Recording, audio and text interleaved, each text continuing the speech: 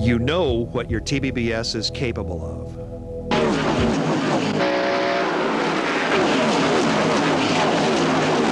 But even power that is easy to control can be intimidating when you first try to use it.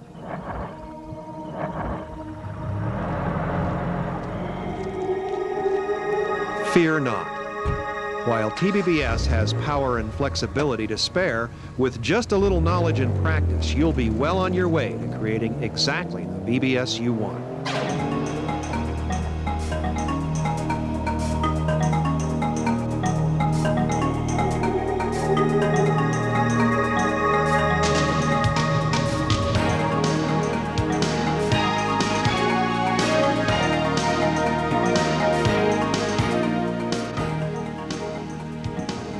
Hi, I'm Phil Becker, creator of TBBS.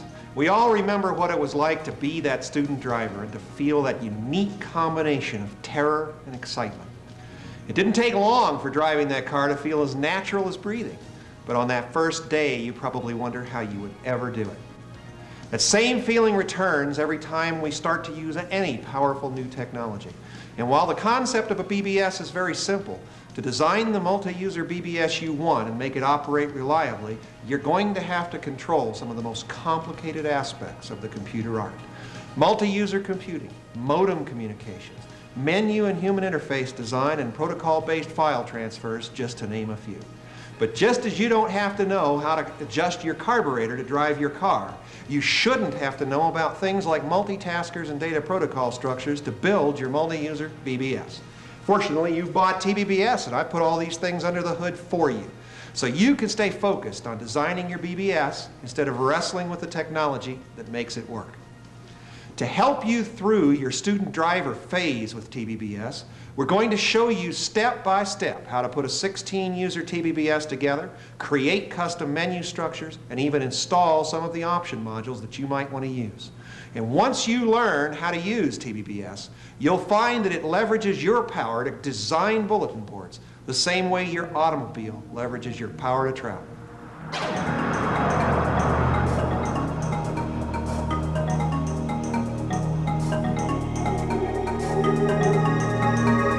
Before we get started, let's take a brief look at what's inside your TBBS package. You should have received a complete price list and the latest ESOF newsletter possibilities, along with some other materials you can get to later.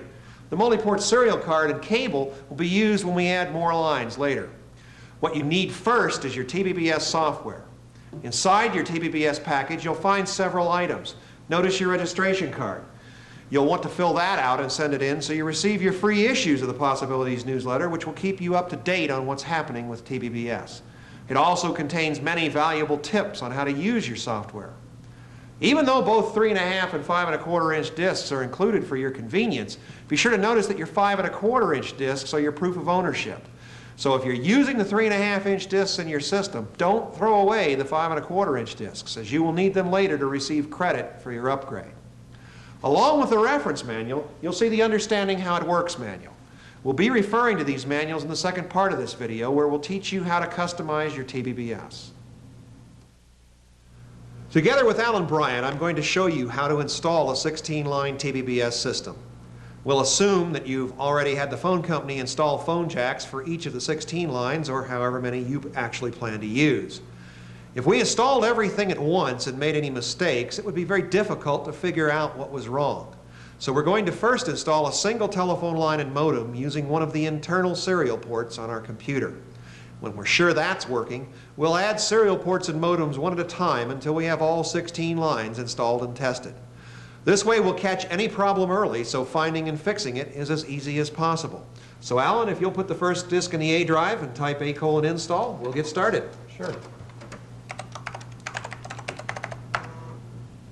After the eSoft logo screen appears, press the spacebar to start the installation process. After you read the screen welcoming you to TBBS, go ahead and press the spacebar again. You'll be asked whether this is a first-time installation of TBBS. This question exists because the same procedure is used to upgrade older TBBS installations as well as do new installations. We'll answer yes to this question since we're performing a first-time installation. Next, Install asks which floppy disk drive you're installing from. We'll answer A, but we could answer B if you were installing from the 3.5-inch discs on a dual floppy system. The installation program then asks which drive you wish to install TBBS on. We'll use the default C drive. Install then asks which directory on the selected drive you want TBBS placed in. Again, we'll use the default TBBS directory. Now that install knows where you want everything put, it asks which of the 3 sample systems we want. It also lets us peek at the top-level menu of each system to help us make our selection. The sample systems vary only in their appearance to the caller. They all have the same functionality. They demonstrate the wide range of appearance that TBBS can have. We'll select the 3rd system for this installation since it's the simplest version to modify if you're just starting out. Install then asks if you want a log of the installation. We'll answer yes, since a log can be useful if something goes wrong. When install confirms that it's generating a log, press the spacebar to begin the actual installation of your TBBS.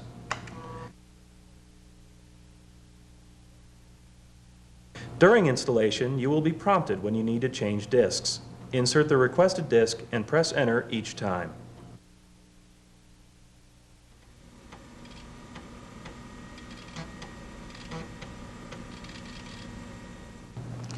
After all of the files have been copied, install says it's going to compile your menus. We'll get into more detail about what this means in the second part of this video. For now, press Enter and install will run the SDL compiler and create your menus. When it's done, you'll see the output of the compiler, which should indicate no errors. Press any key to continue. The final step of installation is to assure that your AutoExec BAT file is set up to start your TBBS automatically and that your config sys file has enough files and buffers to run the number of lines you want. On a first-time installation, you should let install modify your DOS files. Backups are automatically made so that you can recover from any errors which occur during this process.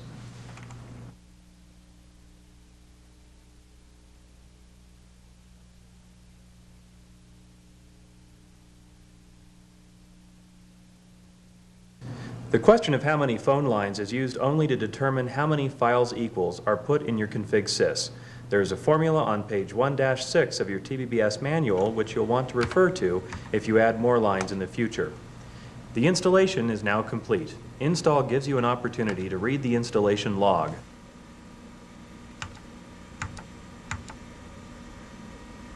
Lastly, install gives you an opportunity to view the README doc file that was on your TBBS release disk. This file has last-minute updates or corrections to your TBBS manual. Now that TBBS is installed, it's time to connect your modem to the serial port and tell TBBS the type of modem you have and which port it's connected to.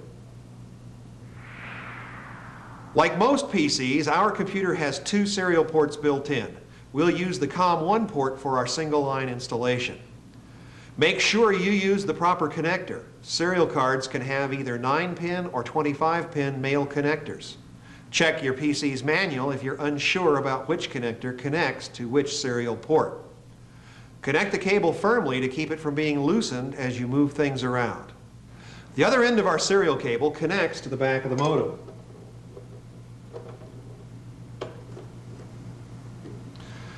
Next, we attach the modem's power cable and turn it on. You should see 1 or more LEDs light up on the front panel. The last connection we need to make is the telephone line. Insert the modular cable in the jack on the modem labeled line. Most modems also have a jack that says phone. In many modems, these 2 jacks function differently, so it's important to check and make sure you've plugged the cable into the one labeled line. The other end of the modular cable plugs into the RJ11 telephone jack on the wall to complete the physical installation of our modem. After you have connected the modem, use cedit, TBBS's configuration editor, to tell TBBS about this new modem and where it's connected. cedit is run from the DOS prompt with TBBS offline. Since we're installing a line, we pick COM ports from the menu bar. TBBS refers to its lines as ports, so we select port definitions. We plug the modem into line 1, so that's the line we select. This is a 16-line version of TBBS, so you'll see 16 lines in this window. Other sizes will have a different number of lines in this window. The first step in defining a port is to tell TBBS what kind of modem we have. Ours is a Hayes Optima 144 modem, so we'll just type the first few letters of the brand name and press enter. Using the arrow keys, we can move up or down the list to highlight the desired modem and then press enter. A pop-up window appears with information about the modem we've selected. Read this information carefully before proceeding, then press escape to continue. Now that we've selected our modem, we need to tell TBBS about the serial port. Throughout cedit and any of the TBBS editors, full context-sensitive help is available at any prompt by simply pressing F1. Don't forget that these online help screens are always available as you proceed with your installation. The first port setting is the base address. Since we've attached our modem to COM1, we type a 1, then press enter. When you pick COM1 or COM2, TBBS fills in the IRQ number for you automatically, and it does not need to be changed. We're using a modem, so we set hardwire to N for no. Your TBBS manual tells you about hardwired non-modem connections to TBBS.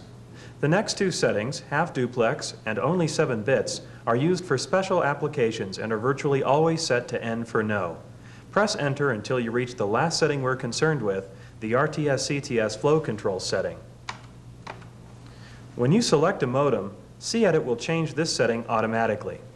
Generally speaking, high-speed modems will have this set to Y for yes, while others will have it set to N for no. Just press enter to accept the automatic setting. The remainder of this screen is used to set up special access flag indications for modem speed and/or line number. We'll just accept the defaults and press F10 to save our changes. Press escape repeatedly until cedit asks whether you wish to save your new configuration. Answer yes. cedit asks where you want to save the TBBS configuration file. Press enter to accept the default. Now we're ready to start up our TBBS and dial in from another computer to make sure it's all working okay. Alan, if you start TBBS, I'll get our terminal program running and dial in. Sure, Phil. To start TBBS, type run BBS at the DOS prompt while in the TBBS directory. Within a few seconds, you'll see the TBBS console screen indicating TBBS is up and running. The status for line 1 should show idle if the modem and serial port are connected and configured properly, and you've set up cedit to match the configuration. Now I'll dial our single-line system.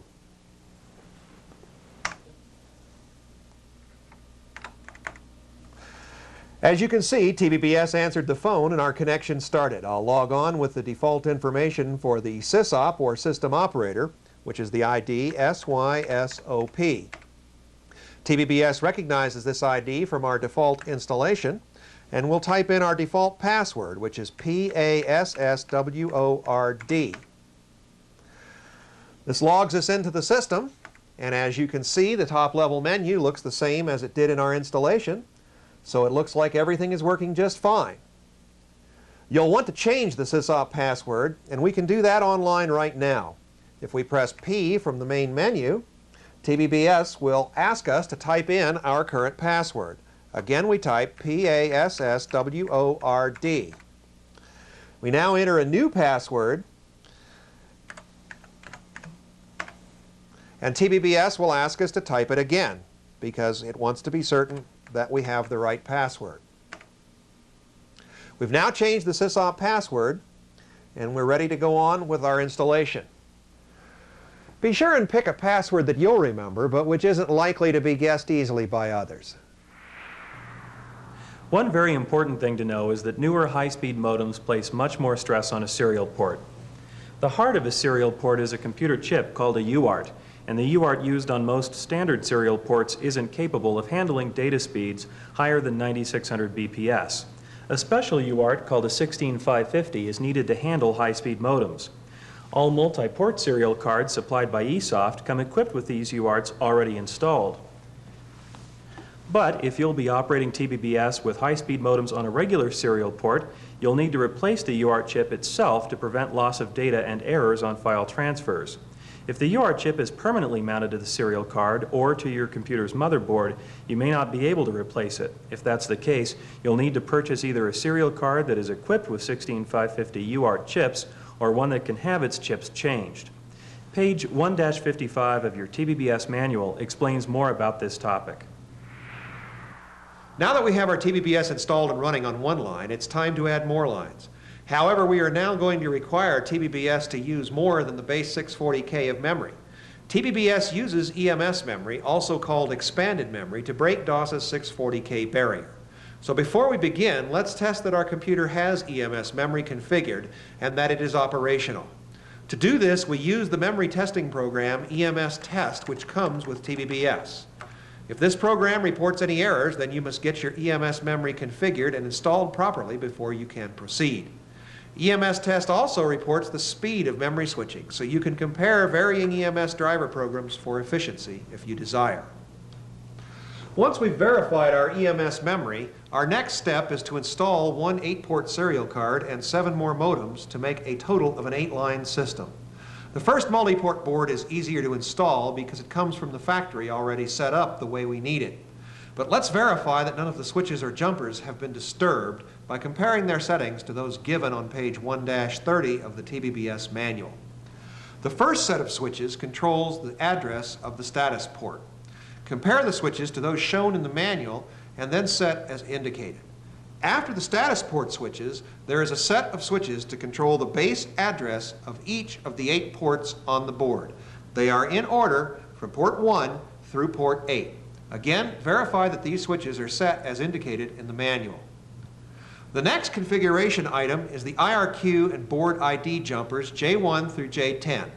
There is always a jumper on each of these connecting the center pin to either the top or the bottom pin.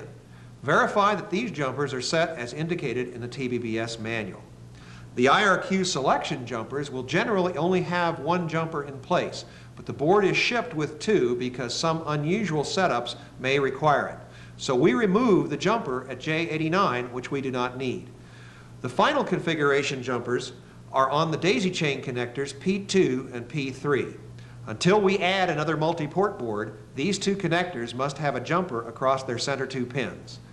Now that the multi-port board is configured properly, we'll install it in our computer.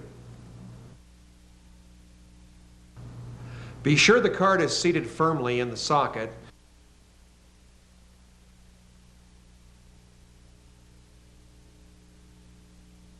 And then connect the large end of the cable to the multi-port board's socket. In some cases, you may need to press the sides of the opening apart gently to make it wide enough. It is critical that this connector seat well, and its metal cover must go through the PC's slot openings and touch the connector on the board. Since the multi-port board is using the same IRQ as COM2, we must disable that COM port on our computer's motherboard. On this computer, that is done using the setup utility. On some machines, it may be done by removing a jumper or changing switches on the motherboard. Consult your computer's manual for how to disable the onboard serial port. If the serial port is on a plug-in card, of course, you can always just remove that card if the port cannot be disabled. It is critical that the port be disabled or removed, or the multi-port board will not function reliably. The final step is to plug the multi-port board cables into the modems and then define each additional line in cedit. We'll first change the base address and IRQ of the line we have been using, and then we'll define the 7 additional lines and set their base addresses and IRQs as shown in the table on page 1-31 of the manual.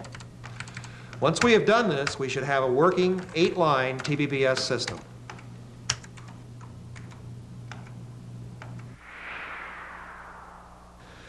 As I dial in from the terminal program to test each line, from the TBBS console, Alan will be able to see each line log on.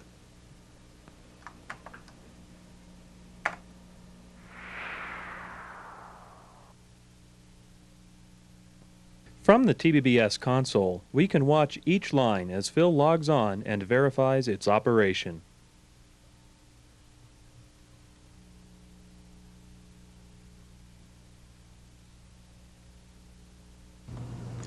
Looks like all of our lines are running fine, so we'll get 8 more lines running to make our 16-line system. Adding more lines to our working TBBS is simple. All we need to do is add another multi-port board, 8 more modems, and configure the additions in cedit. We'll start by adding another multi-port board. Before we put it in the machine, we'll configure the jumpers and switches according to the TBBS manual, page 1-32. Follow each step in the manual in order to make sure the card is set up correctly. Insert the board in a slot adjacent to the first board. Since both multi-port boards operate on a single interrupt, we need to connect them using a daisy chain cable. With both boards in the machine, remove the P2 jumper from each board, then attach the daisy chain cable where the jumpers were removed.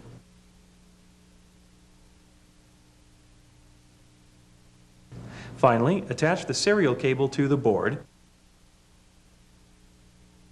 then connect each modem. After you've connected another 8 modems, again use cedit to configure the additional lines using the instructions on page 1-32 of the TBBS manual. This is done in the same manner as we showed you earlier when we configured 8 lines. Again, select your modems from the menu. The base addresses and IRQ numbers are provided on page 1-33 of your manual.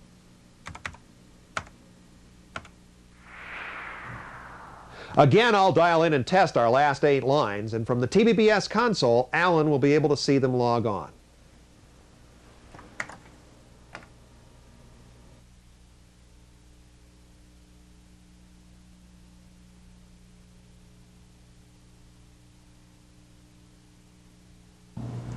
Looks like we have an operational 16-line TBBS system.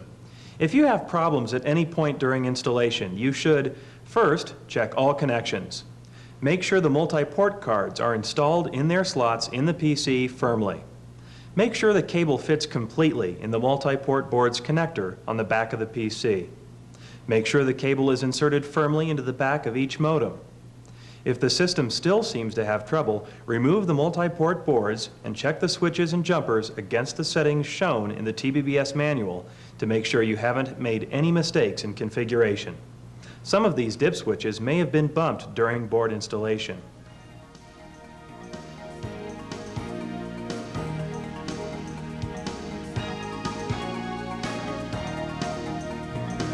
You've seen how to install TBBS and add modems and lines to create a working 16-line system using our sample configuration.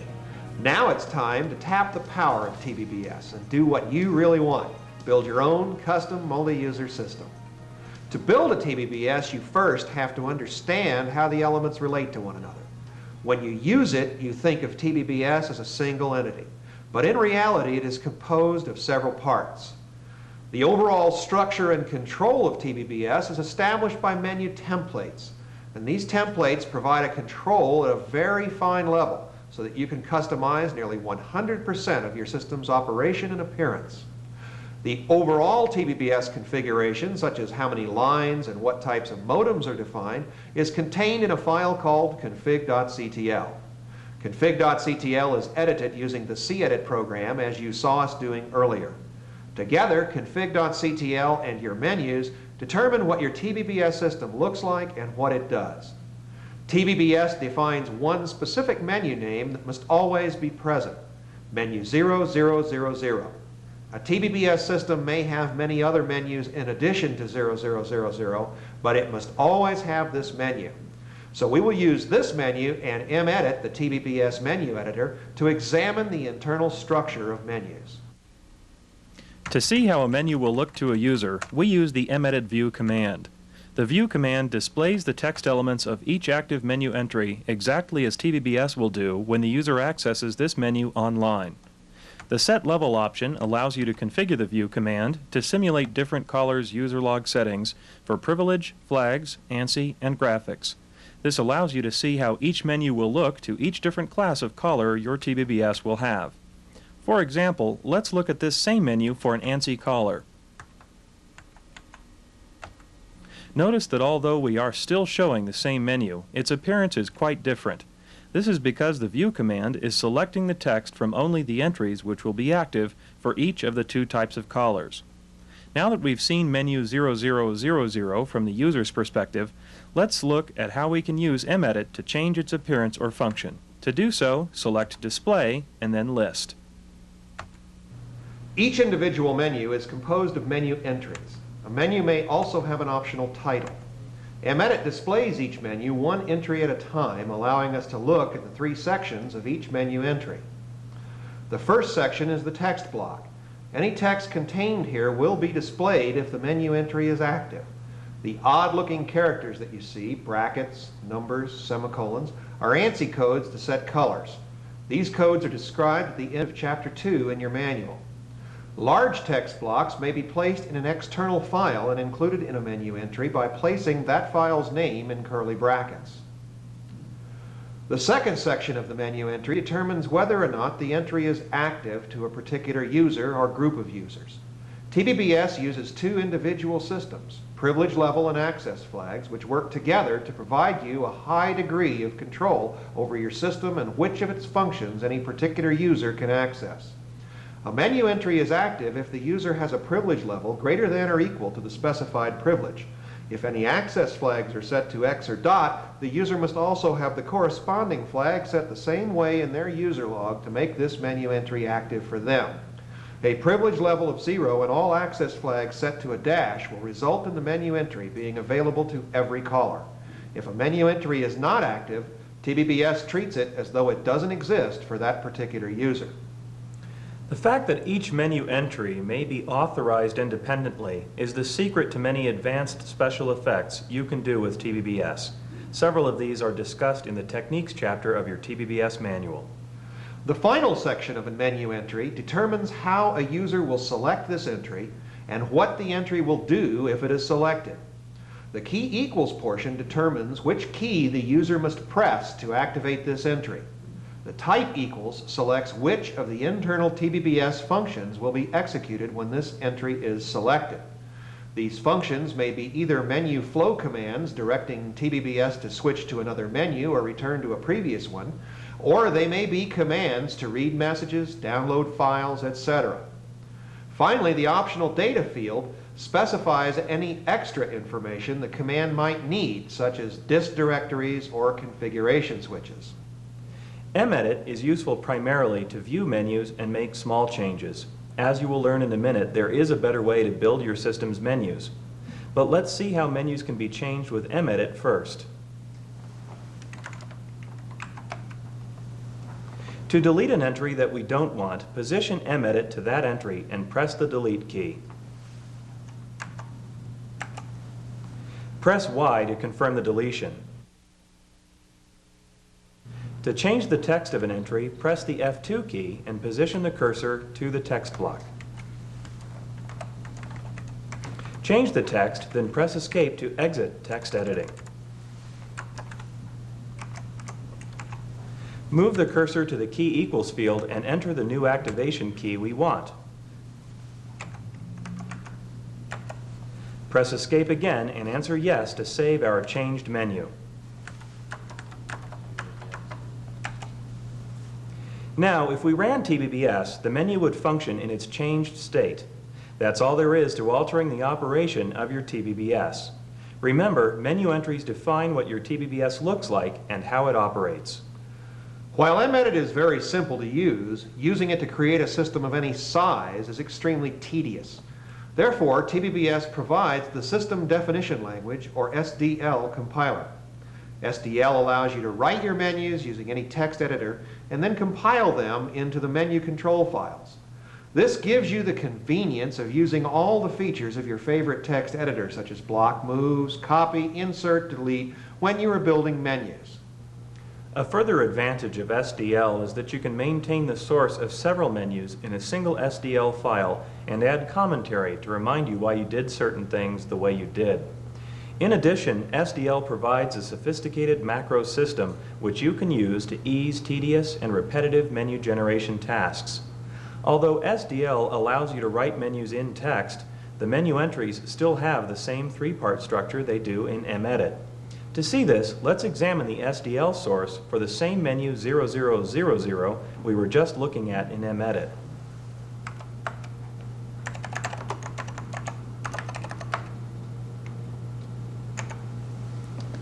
As we look through the SDL source code, you can see how the menu entries in SDL relate to the menu entries in Edit. Each entry begins with the keyword entry. The text block begins on the next line and continues to the first keyword, such as priv equals or type equals. Notice how some of the SDL source code contains macros. In this menu, macros are used to make coding our ANSI sequences easier to deal with. SDL macros are defined at the beginning of the SDL source file. A macro can then be called out by using an @ sign followed by the macro name. Using macros makes many repetitive tasks, such as setting colors and creating common menu structures, a lot less time-consuming. To delete an entry definition, simply use the text editor. Changing a menu entry in SDL is equally simple. Just type over or replace the text you want to change. Again, we'll make the same changes we did earlier using medit.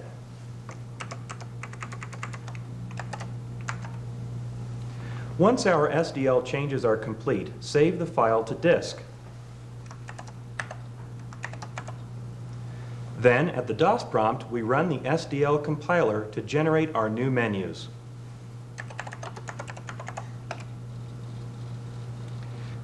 The compiler shows status information as it's compiling the menus and will also report any errors found in your source file.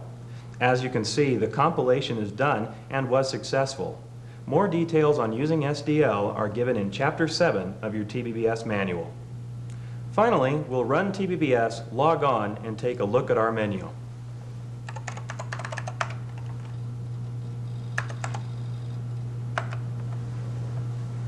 You can see that the results are the same as they were when we used medit. Most TBBS menu functions are simple and easy to understand because they involve only the menu template entry and possibly an external display file. But there are three functional areas which are a bit more involved. The first of these is message areas. For a message area to be used in TBBS, it must first be defined in cedit. This definition establishes the message board's name, its type, standard email or topic, and whether the private messages and enclosed files are allowed. Once a message board is defined, then it is used by simply adding menu entries that refer to it. Menu type commands 6, 7, 8, 9, and 24 are used to read, write, scan, and delete message boards, and to select multiple message boards for combined access in a single command. The important thing to remember here is that you must define a message board in cedit before you can make menu commands reference it. And when you enter the message board name in the optional data field of a menu entry, you must make all upper and lowercase letters match the name you defined in cedit. Perhaps the most difficult area of TBBS construction to understand is file upload and download areas. The basic concepts are quite simple, but TBBS provides hundreds of variations so you can have exactly what you want. TBBS has methods which allow file descriptions, access restrictions, grouping, searching by keyword, date, or file name, and control over very large multiple file areas. The simplest method is raw uploads and downloads. These use the type 29 and 34 commands and point directly at a DOS directory. Only the menu entry is involved in making this type of file area. The next type of file area is called a pseudo-directory file area. These use the type 46, 47, 48, and 49 commands for upload, download, and directory maintenance. The menu entry will point to a text file called a dir file, which is the pseudo-directory. The dir file is a list of files for download, and its structure contains a tremendous amount of flexibility to accomplish a wide variety of missions. Let's examine an entry in the dir file in detail so we can learn how they're created. The format of the dir file is explained in Chapter 4 of your TBBS manual, and it may be helpful to have page 4-18 available to follow along as we look at this file. The first part of a dir file entry is the drive, path, and file name of the file as it exists on disk.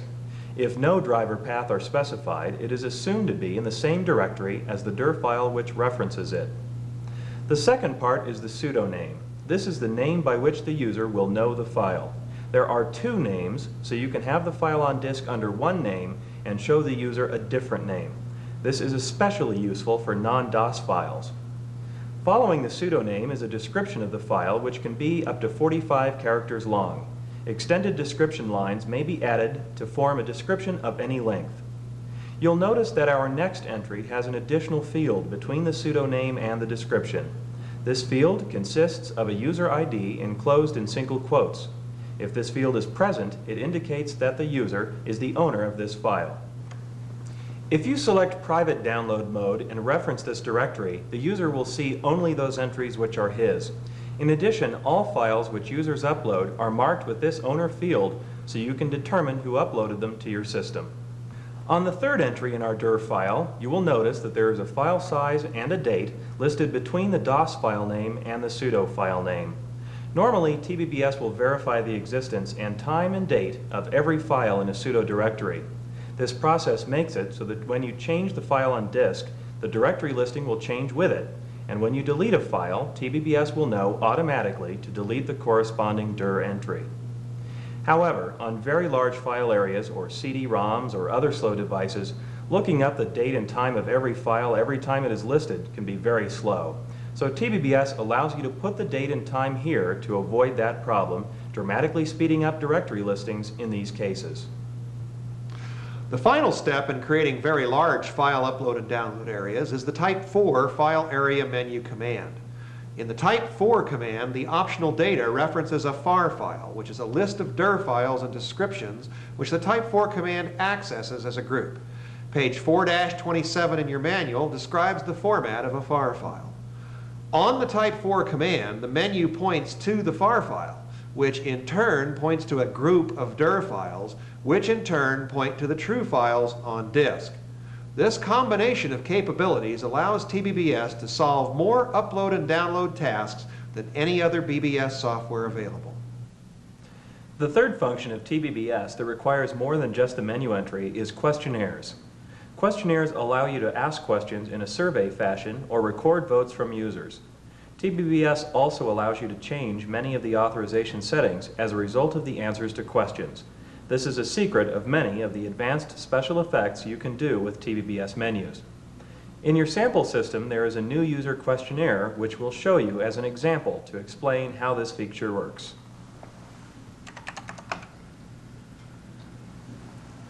TBBS questionnaires are written with an ASCII text editor in a simple specification language called QAL. The capabilities of this questionnaire language are discussed in Chapter 8 of your TBBS manual. After you've written your questionnaire, the QAL compiler accepts the source questionnaire as input and then generates a binary file with an extension of QAF.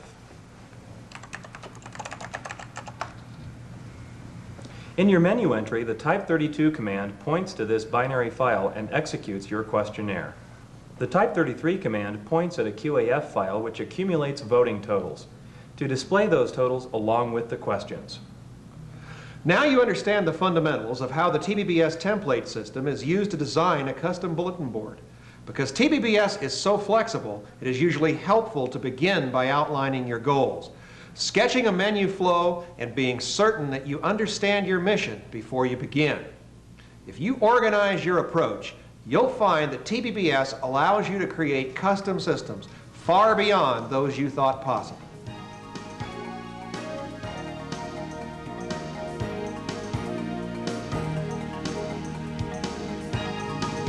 Once your TBBS is designed, maintenance consists primarily of authorizing new users and maintaining the message base. The ULEdit processor is used to change authorizations and add new users. It has an internal template capability which can allow you to automatically authorize classes of users quite easily. Chapter 11 of the TBBS manual explains ULEdit in detail. mfsqueeze is used to maintain your message areas. Your sample system sets up mfsqueeze to run automatically as an external event to keep the number of messages in your system at a set size.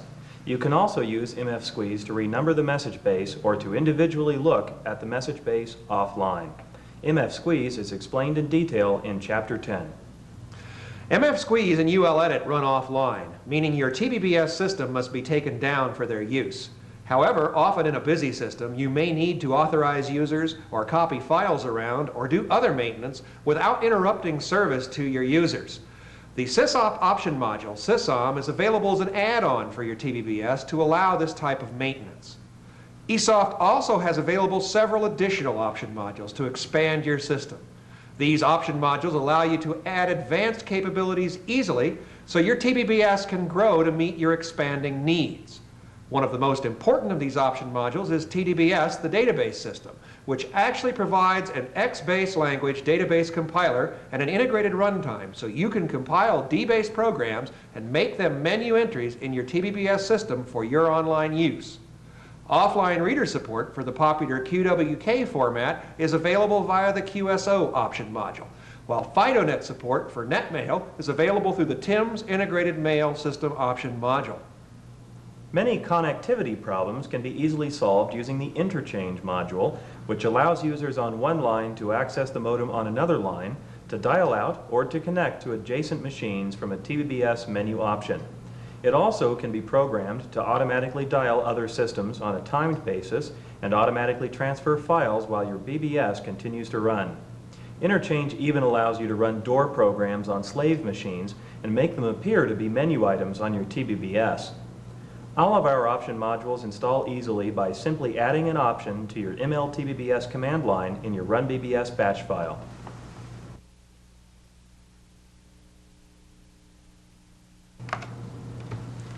Each option module eSoft sells then will bring into being a new menu type command which allows access to the option module's extended features as though they had always been a part of your TBBS. eSoft is constantly adding option modules to enhance the power of your TBBS system.